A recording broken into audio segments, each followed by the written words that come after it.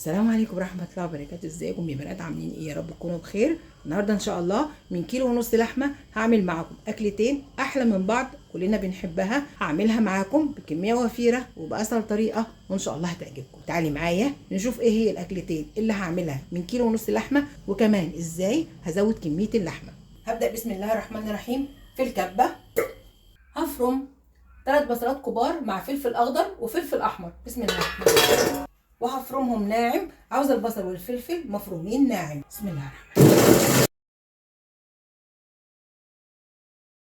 وبالشكل ده البصل والفلفل اتفرموا ناعم. هحطهم في بوله او في طبق، وهضيف للبصل والفلفل 100 جرام من لية الخروف او من الدهنه مبشوره. بسم الله الرحمن الرحيم. هخلطها مع البصل والفلفل. اللية او الدهنه بتدي طعم وريحه حلوه جدا للحمه.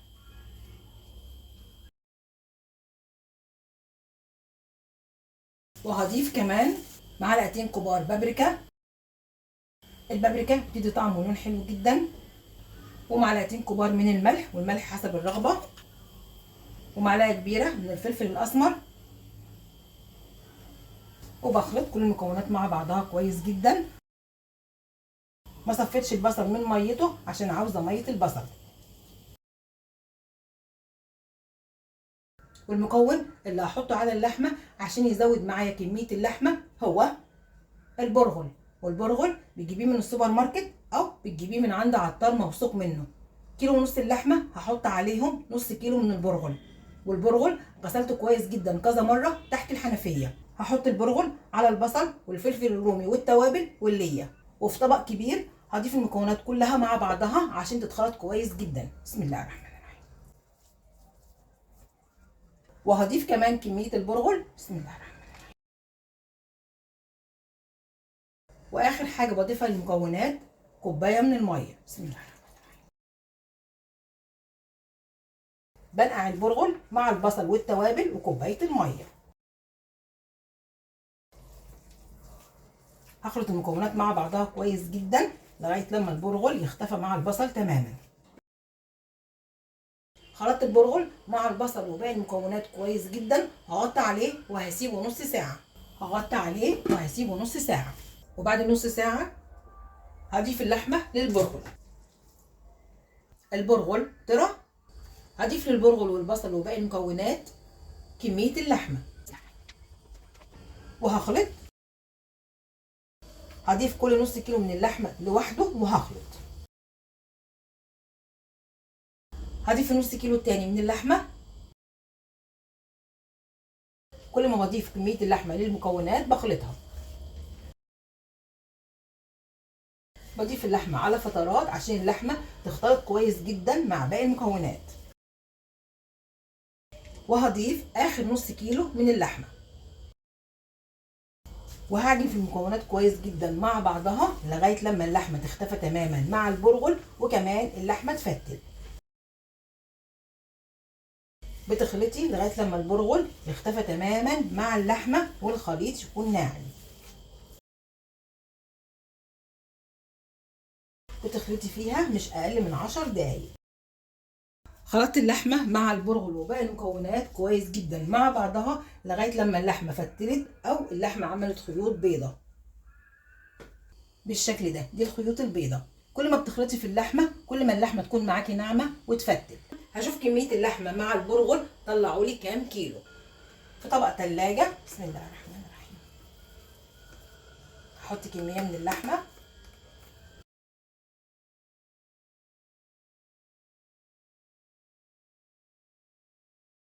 ودي الكميه اللي طلعت من كيلو ونص من اللحمه مع نص كيلو من البرغل والبصل والتوابل. هوزن اطباق اللحمه ونشوف اجمالي اللحمه قد ايه وعلى الميزان. وهوزن طبق طبق من اللحمه. هوزن اول طبق من اللحمه. بسم الله الرحمن الرحيم. وزنه نص كيلو. هوزن طبق كمان.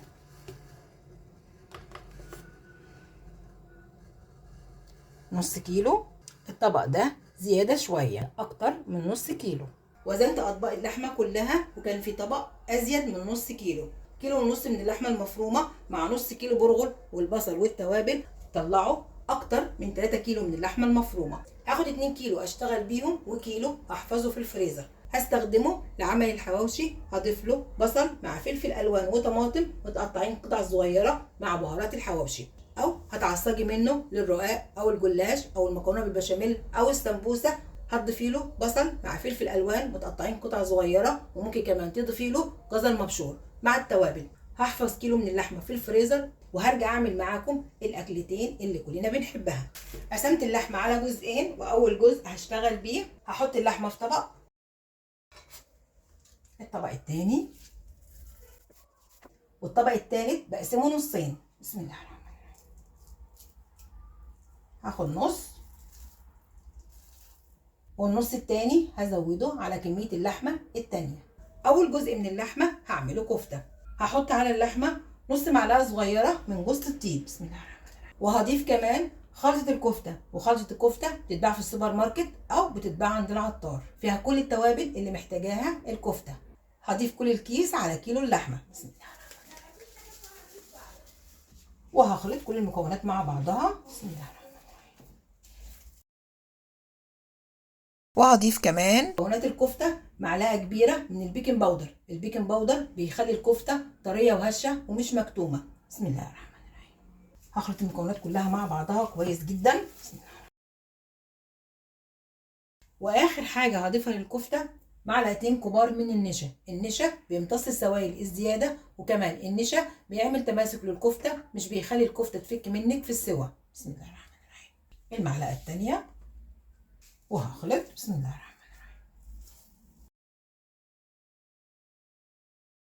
خلطت مكونات الكفته مع بعضها كويس جدا، وهدخلها التلاجة تتشمع نص ساعه.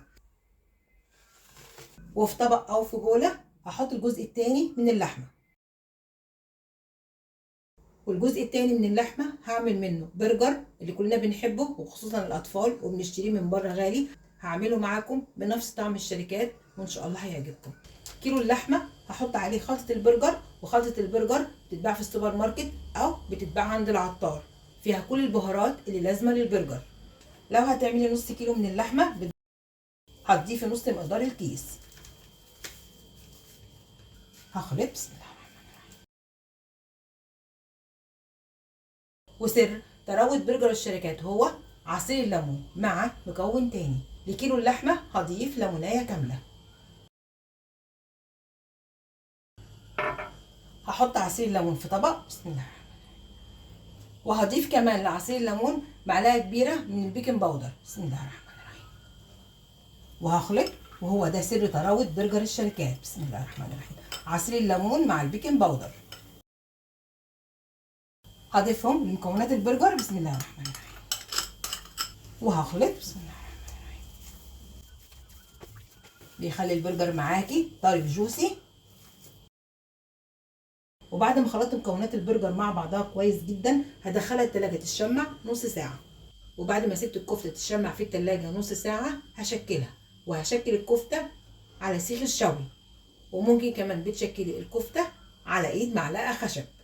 وعلشان ما عندناش مية بصل هصبع الكفتة بالزيت، هبل ايدي بالزيت وهشكل الكفتة.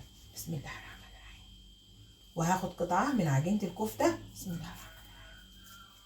وبتعملي حجم صبع الكفته حسب رغبتك، عاوزاه كبير، عاوزاه صغير، عاوزاه سميك، عاوزاه رفيع، حسب رغبتك. واحطها على سيخ الشوي. بسم الله الرحمن الرحيم. وبشكلها،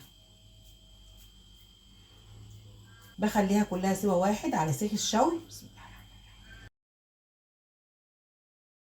بالشكل ده، وبشدها من على سيخ الشوي، وبتكون بالشكل ده مفرغه من النص عشان تطلع معاكي الكفته كلها سوا واحد، وكمان عشان الكفته ما تطلعش معاكي مكتومه. هعمل واحده تانية، هبل ايدي بالزيت. بسم الله الرحمن الرحيم. وببل سيخ الشوي، واخد قطعه من عجينه الكفته بكورها وبحطها على سيخ الشوي. بسم الله الرحمن الرحيم. وبسويها على سيخ الشوي، وبشدها من على سيخ الشوي بالشكل ده.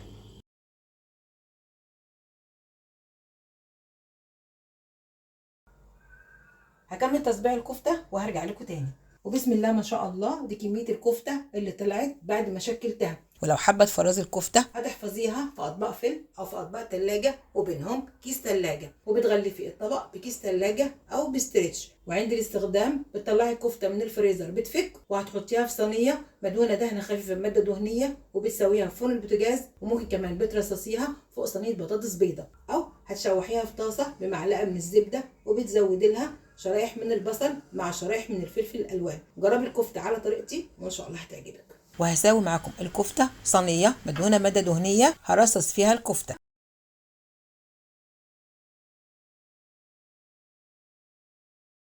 وهشوي الكفته في فرن البوتاجاز تحت الشوايه وبحمرها من على الجنبين. وهشكل البرجر، وهتشكلي البرجر بمكبس البرجر او بتشكلي البرجر على غطا برطمان. كيس تلاجة قسمته على 4 هحطه في غطا البرطمان. بسم الله الرحمن الرحيم. وهبل ايدي بالزيت وهاخد قطعه من عجينه البرجر بسم الله الرحمن الرحيم بالشكل ده، وبكورها وبحطها في غطا البرطمان وبفردها بخليها كلها سوا واحد، وبالشكل ده كلها سوا واحد في غطا البرطمان. وده شكل البرجر اللي شكلته بغطا البرطمان. بتعملي حجم البرجر حسب رغبتك، عاوزاه كبير، عاوزاه صغير، عاوزاه سميك، عاوزاه رفيع، حسب رغبتك، بس سمكه كده كويس جدا. وبظهر السكينه بعمل خطوط في البرجر عشان يديكي شكل مكبس البرجر. هعمل الجنب التاني بظهر السكينه بعمل خطوط بالشكل ده، وبرجع اغلفه في كيس التلاجة تاني بالشكل ده عشان يكون معاكي مغلف زي اللي بتشتريه من بره بالظبط. هعمل واحد تاني، ببل ايدي بالزيت وهاخد قطعه من عجينه البرجر وبكورها وبحطها في غطا البرطمان اللي مغلفاه في كيس تلاجة وبفردها بخليها كلها سوا واحد بالشكل ده. وده سمك البرجر، سمكه حلو جدا. وبظهر السكينه بعمل خطوط في البرجر عشان يدينا شكل مكبس البرجر بالشكل ده. هعمل الجنب التاني بالسكينه بعمل خطوط بالشكل ده وبحطها في كيس التلاجة وبغلفها، وبالشكل ده بتكون معاكي مغلفه زي اللي بتشتريه من بره بالظبط. هكمل تشكيل البرجر وهرجع لكم تاني. وبسم الله ما شاء الله دي الكميه اللي طلعت من البرجر. جربيه على طريقتي وان شاء الله هتعجبك. وبتحفظي البرجر في اطباق فيل او في اطباق تلاجة وبتغلفيهم بستريتش او بكيس تلاجة وبتحفظيهم في الفريزر، وعند الاستخدام بتطلعي البرجر من الفريزر بيفك وبتحطيه في صينيه مدهونه دهنه خفيفه بالسمنه او بالزيت وبتدخليه فرن البوتاجاز تحت الشوايه. ممكن كمان بتسويه في طاسه بمعلقتين من الزبده او هتسويه على الجريل. جربي برجر الشركات على طريقتي وان شاء الله هتعجبك. والنهارده من كيلو ونص من اللحمه المفرومه مع نص كيلو من البرغل كميه من البصل والتوابل عملت 4 اكلات. عملت كفته بكميه وفيره، وعملت برجر الشركات بكميه وفيره جدا، وحفظت كمان في الفريزر طبقين من اللحمه هستخدمهم لعمل الحواوشي، وهستخدمهم في حشو الرقاق او الجلاش او السمبوسه او المكرونه بالبشاميل. ويلا دبري ووفري وجربيهم على طريقتي وان شاء الله هتعجبك.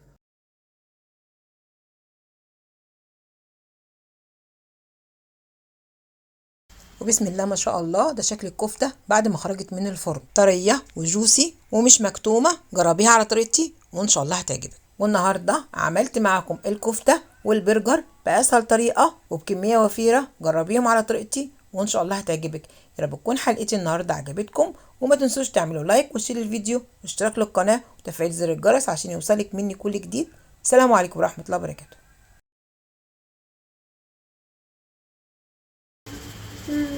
وبألف هنا على اللي هياكل، وبألف هنا اللي هيعملها على طريقتي.